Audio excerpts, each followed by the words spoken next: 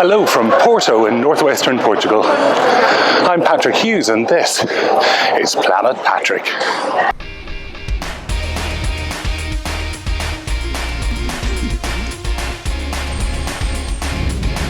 I'm Patrick Hughes and this is Planet Patrick.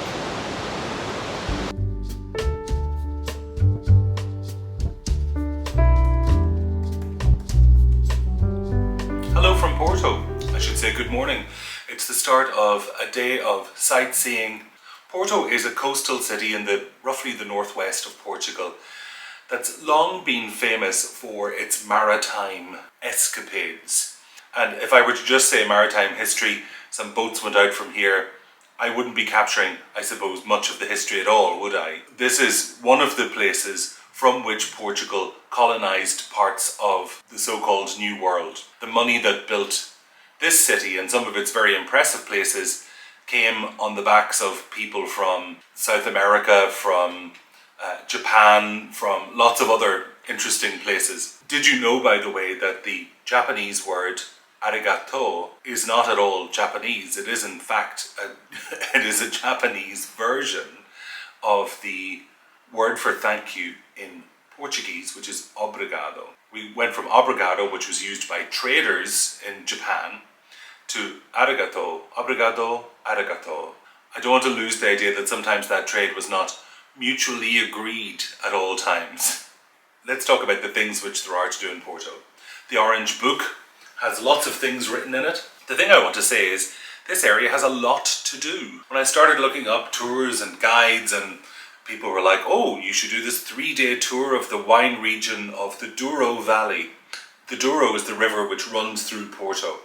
You can take various river cruises, you can tour vineyards, you can taste port wine until you're red in the face, and you will be red in the face after all of that. But I'm here for a day. I leave tomorrow. I've got some stuff to do later this afternoon, work-wise. That's sad, I know. So that means I've got a few hours in Porto, which needs to include breakfast very soon, or I would be very grumpy, Patrick, and some lunch and some wandering about. So, here's my plan.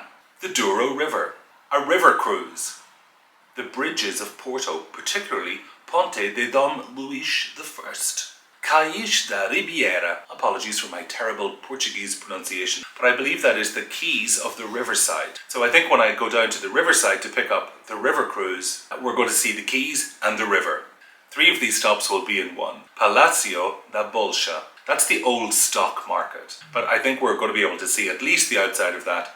São Francisco Church. That pronunciation is wrong, I'm certain of it. But the interior of this church is supposed to be very ornate and well worth having a look at. Livrario Lello. This is a very famous bookshop. About 5 years ago, I went to this amazing bookshop in Buenos Aires, which was sensational, and people talked about it in the same breath as Livrario Lello, one of the most famous bookshops in the world. So we're going to have a look at that. Porto Cathedral.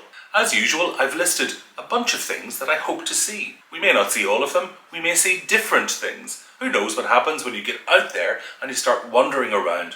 As usual, we'll find something different and interesting, as well as these glamorous things which we must do if you're coming to Porto. Okay, the Orange Book has done its work.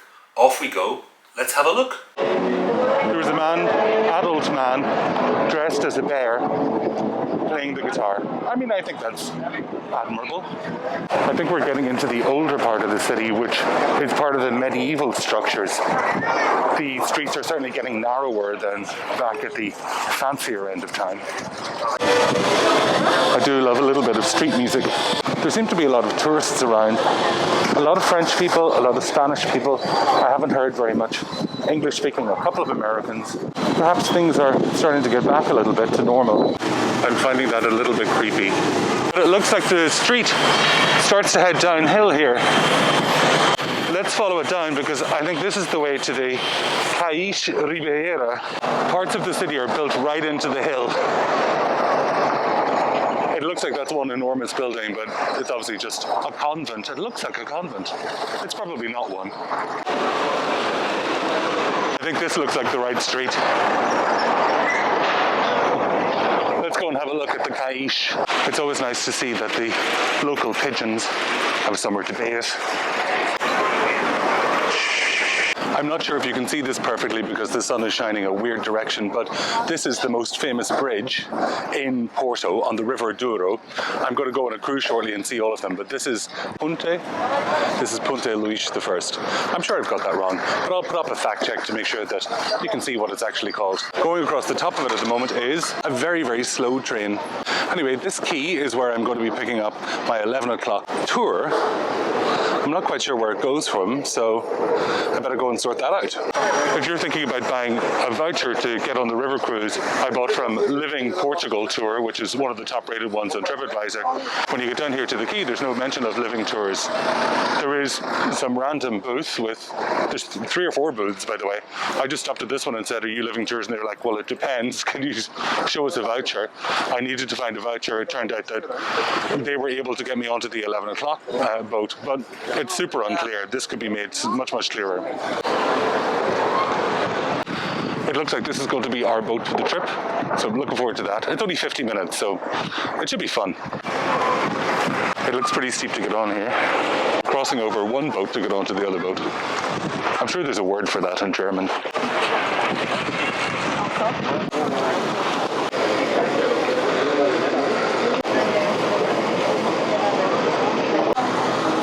We're about to head underneath the bridge. It puts you in mind of the Eiffel Tower or the San Francisco Bridge or the 4th bridge.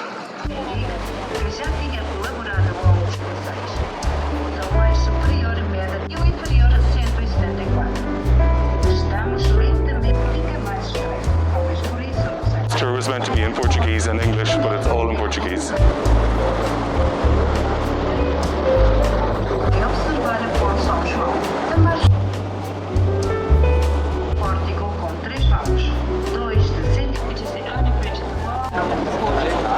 There's a reason why this reminded me of Gustav Eiffel. It was designed by him.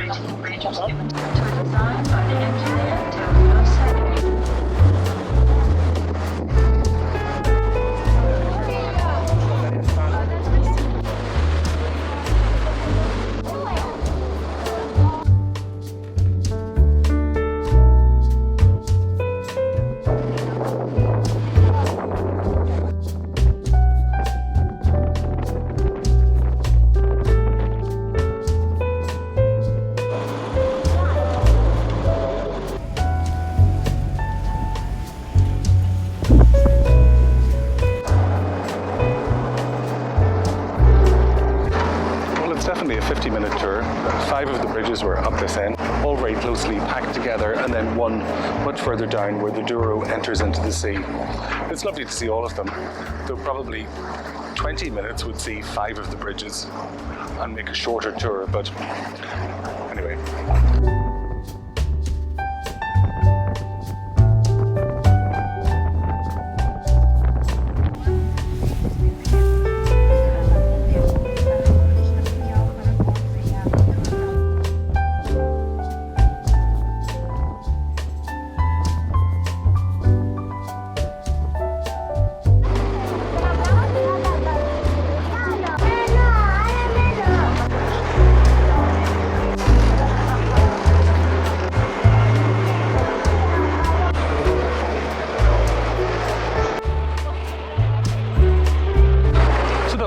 Trip. 50 minutes, didn't kill the day. Still plenty of things to see. Lunch to be had. Behind me is the Palacio da Bolsa. This is the old stock exchange building, and apparently you can visit the inside. It's no longer a stock exchange, and it's very pretty inside, so let's go and have a look at that. I fall at the altar of not having booked something in advance. It's about 10 euros to visit. They only do guided tours at the moment, and the next one in English is in 2.5 hours. So I've missed my opportunity. Never mind. Let's keep going. And this is the Igreja da São Francisco. So let's have a look. Up all of these steps lies the Igreja da São Francisco, the Church of St. Francis. The interiors are supposed to be spectacular. Oh, and there are tickets.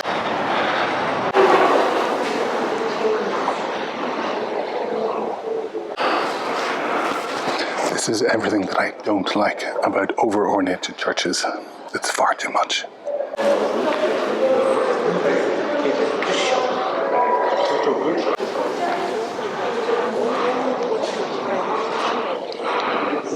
I mean, you have to say it's spectacularly over the top. It maybe celebrates an overwrought kind of human reaction to God, rather than reflects on the simplicity of faith. This was about the power of the clergy and the money and the majesty that went along with that. I think it's got very little to do with Jesus.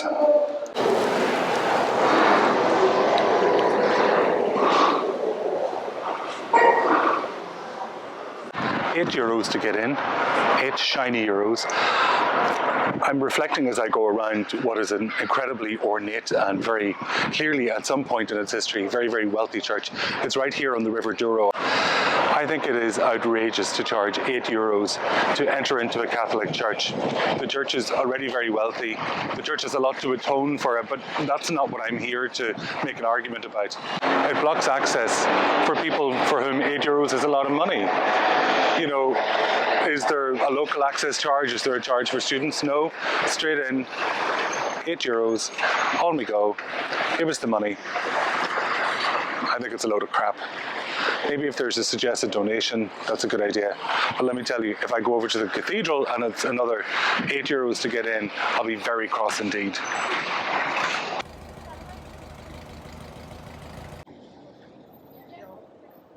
I've had a little something to eat now, so I'm replete and ready to get back on the road. I looked up the cathedral thinking I might visit there next. It's not too far away from where I'm having a snack, and it turns out that it's closed for 2 hours over lunch. Even Jesus needs a rest. The next stop that I had on my list, the world famous Livraria Lello. I may be mispronouncing that. You know I probably am. That's the bookshop, which is this world famous bookshop. So this is the queue for the world famous Livraria Lello bookshop. I've bought a priority ticket, so I'm hoping that gets me in a little faster. This is the priority queue. There was only me in it currently.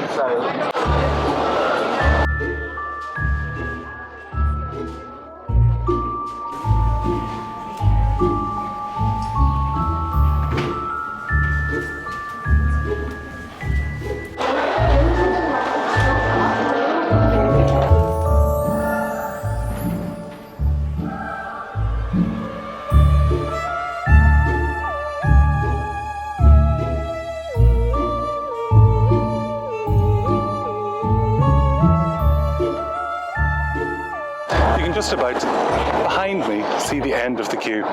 They told me inside the Livraria Lello bookshop, that the queue was about an hour long, something like that. So how did I get in? Number 1 in line. So to enter, you have to pay for a ticket anyway, and it costs €5 per person. That's €5, that's dead. Alternatively, you can pay for kind of a priority ticket. It's €15, but bear with me, you don't spend €15 and that €15 is lost. That €15 becomes a voucher that you spend inside the shop. Now, they encourage you to buy one of their fancy own brand books. They've taken a number of classics and done them up in kind of a fancy way, but you can take that money and use it for something else if that's what you want to do. I bought my fancy book. I studied this as part of my undergraduate degree. This is Dracula in English. Now, you can buy a copy of Dracula for £1 in a pound shop, but this is beautifully bound. The inner cover is beautifully embossed. It's a really nice keepsake version. So I reckon that was a reasonable exchange for not having to queue for an hour in the absolute heat. Onwards to the next destination. Behind me is the Igreja dos Clérigos. It's another famous site to go and see, another church to visit. But I'm done with paying for entering churches here in Porto. I don't think it's a good thing to do. The cathedral I am going to see, and that's free entry for most of it, and I think that's reasonably priced. Okay, but possibly an iced coffee before then. The building behind me is the Cathedral of Porto. Now, certain other buildings in the city are more popular to visit than this one, but this is a great big open square in front of it that's sitting up on a height from which you can look out right across at least 270 degrees of the city. So it's a great place to come and visit to get some kind of wide-angle photographs. Also, the cathedral is free for certain parts, most of the parts of it, unlike some other bits of the city in terms of access to Catholic churches. So it's well worth a visit for that reason.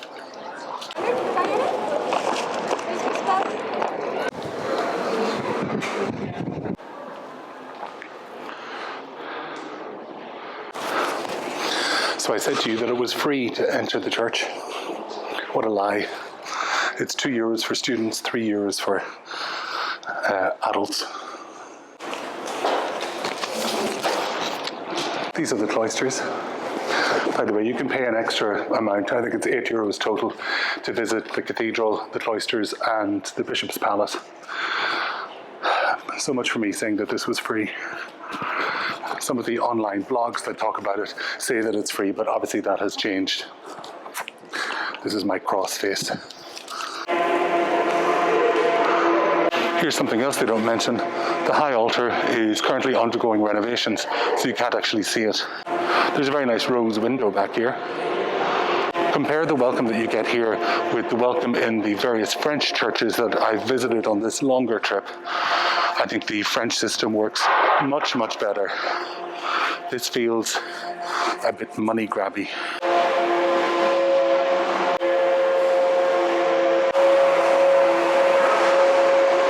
So some final impressions with regard to Porto. It's no doubt a beautiful city based around the River Douro. The old town is beautiful, there's lots of old buildings, lots of sights to see. It strikes me that it's a city made in a way for the tourist. Everybody seems to want to optimize the opportunity that the tourist brings. And that stretches not only from restaurants, which in general are not terribly expensive compared to similar sized cities and places that you can fly to for the weekend from Dublin or London or Paris. But it means that every other site has become very expensive, and as a result, a visit here is more expensive than you might expect. Porto, northwest Portugal, you would expect to be a reasonably priced place to visit. But by the time for 2 people or 4 people or a small family, you start to add up entrance fees into churches, cathedrals, museums, places of art, then suddenly it becomes very, very expensive indeed. It strikes me that if you're thinking of visiting somewhere, Porto is going to be a great place to go on your own or maybe in a couple. But for a family with a smaller budget, somewhere like Prague or Budapest, somewhere in Central or Eastern Europe is going to be a lot more cost efficient. It's worth visiting, yes, but bear in mind you're going to have to up your budget more than you thought you were. You have to admire the workmanship in these tiles. They look like original Delft, but of course they're Portuguese in origin. Yes, I'm wearing factor 50, but I've been out in the sun for about 4 or 5 hours, more or less. So I think it's time to head back to the hotel after a very enjoyable visit around Porto. Thanks so much for joining me for this episode of Planet Patrick from Porto in northwestern Portugal. I hope you're looking forward to the next episode as much as I am filming it. If you do like these videos, please hit on subscribe. It's completely free. And if you click on the little bell for notifications, YouTube will tell you whenever I've posted a new video, and you can pop along and have a look at that too. Take care of yourself. I look forward to seeing you soon. Bye bye.